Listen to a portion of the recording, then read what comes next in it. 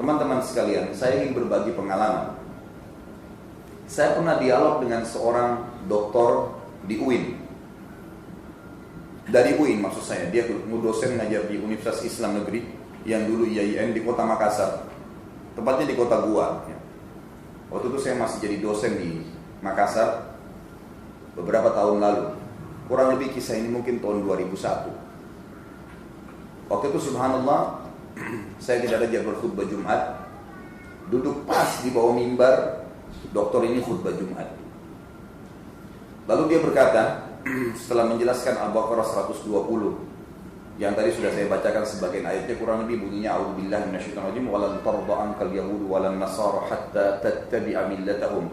Tidak akan pernah ridho Yahudi dan Nasrani sampai kalian mengikuti ajaran agama mereka. Awalnya dia jelaskan baik, bagus saja, Yahudi itu siapa, Nasrani itu siapa. Tapi di tengah-tengah khutbah ada kalimat yang dia ucapkan. Kebetulan teman kita ini semoga Allah berikan hidayah, menganut faham liberal. Liberal ini teman-teman sekalian adalah pemahaman yang sengaja dibuat oleh para orientalis. Kalau bahasa Arabnya mustasyrikun. Dibentuk di Kanada. Di Kanada itu sekarang ada doktor, ada profesor, ada penghafal Quran, penghafal ribuan hadis.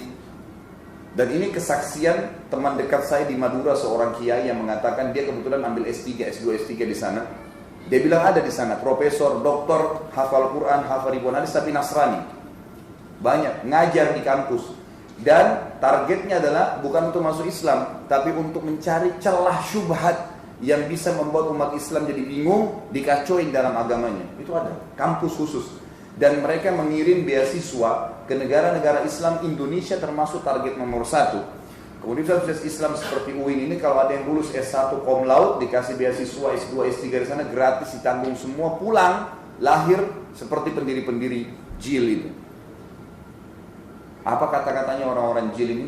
Quran sudah saatnya direvisi. Enggak ngikutin zaman. Enak benar.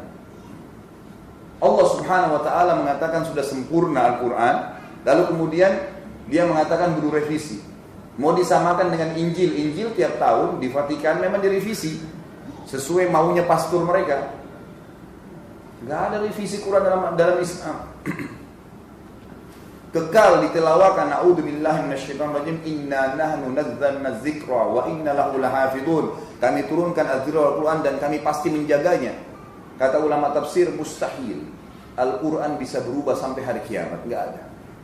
Subhanallah, itu hari di Eropa ada satu percetakan sengaja non muslim mencetak Al-Quran ditambah 2-3 ayat, 2-3 huruf. Dibongkar oleh anak-anak kecil yang lagi ngaji di TPA di masjid di Afrika. Dilaporin ke gurunya, ribut ke media sampai seluruh dunia, ditutup percetakannya. Allah SWT jaga. Mereka mengatakan boleh nikah lintas agama. Gak apa-apa, perempuan muslimah itu nikah sama laki-laki kafir, gak masalah. Subhanallah. Allah SWT kekalkan dalam Al-Quran. Jadi yang dibantahnya ayat Quran tentang wanita-wanita sahabiat yang sudah hijrah dari Mekah ke Madinah.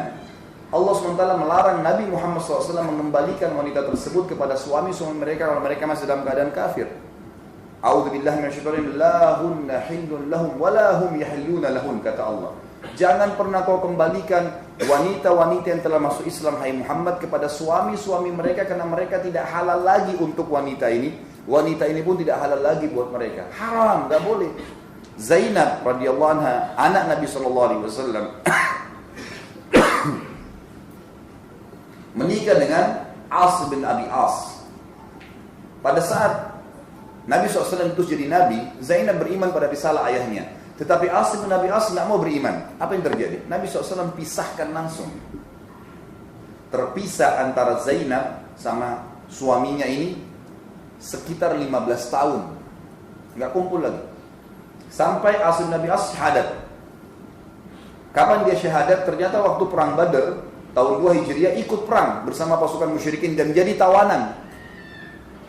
Waktu jadi tawanan dia lihat bagaimana kebaikan umat Islam di kancah peperangan seperti singa yang luar biasa menyerang musuh-musuh. Tapi pada saat ditawan orang-orang musuh Islam ini, maka diobatin, dibaikin, diramahin. Dia tersentuh mau masuk Islam. Setelah dia syahadat, Nabi SAW kembalikan dengan Zainab. Artinya apa? Dipisahkan kalau laki-lakinya kafir kan. Jelas perilaku dalam agama. Mereka bilang boleh nikah lintas agama. Yang parah sekali yang dia ucapkan di khutbah Jumat, ini yang jadi saksi bahasanya. Kalau tadi itu cuma sekedar tambahan informasi. Dia bilang, kita ini umat Islam tidak boleh sendirian mengaku masuk surga. Semua orang yang buat baik bisa masuk surga. Wah, enak sekali ini. Dia turun dari mimbar setelah sholat Jumat, saya dekatin.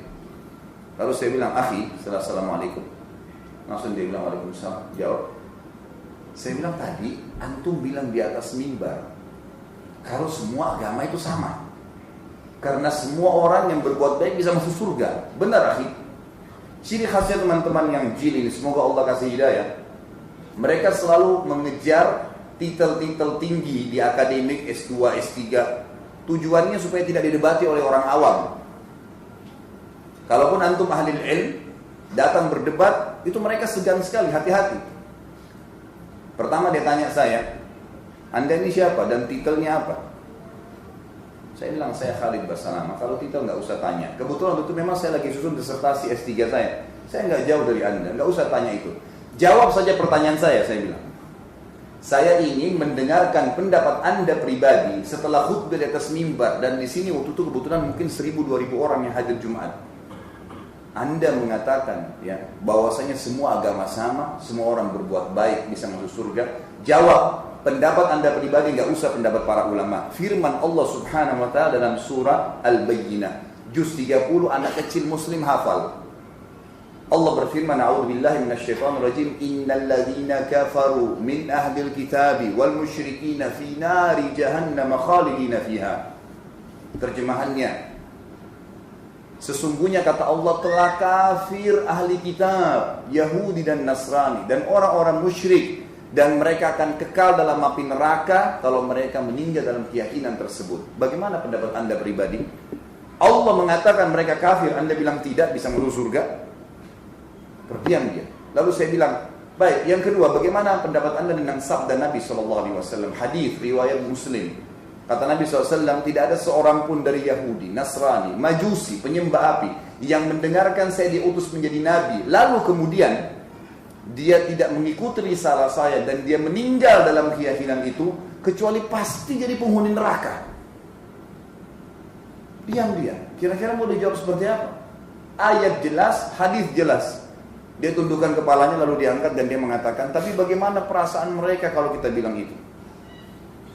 Saya ketuk lantai masjid dan saya bilang, saudaraku, ini bukan masalah perasaan, ini masalah keyakinan. Anda menyebarkan pemahaman sesat. Kalau semua agama sama, saya mau pindah ke agama Nasrani, enak, nyanyi-nyanyi seminggu sekali masuk surga. Ngapain jadi muslim, banyak perintahnya, banyak haramnya? Enak benar gitu. Allah mengatakan kafir, dia mengatakan tidak, diam, tidak bisa ngomong. Oleh marbot masjid dijemput, mungkin tidak, dia dipermalukan, dia langsung pergi. Semoga Allah kasih hidayah. Tapi itu, subhanallah, banyaknya orang yang muslim, saya tidak tahu bagaimana dia sholat orang seperti ini. Bagaimana dia baca Quran. Bagaimana dia mengaplikasikan Islam dalam hidupnya, sementara dia bilang agama semua sama. Berarti kalau ada ajaran-ajaran agama lain lebih ringan diterima sama dia, berarti bisa warna-warni agamanya. Saudaraku, untuk meyakini, untuk memunculkan lebih jauh masalah keyakinan tentang kebenaran Allah, Rasulullah Muhammad SAW, kebenaran Islam yang sedang kita anut, agar antum bubar dari sini, sebarin Islam itu. Yakin hanya menyembah dan bergantung kepada Allah. Jangan pernah punya idola kecuali Muhammad SAW. Makan, minum, tidur, pakaian, apa saja, ekonomi, politik, Muhammad SAW.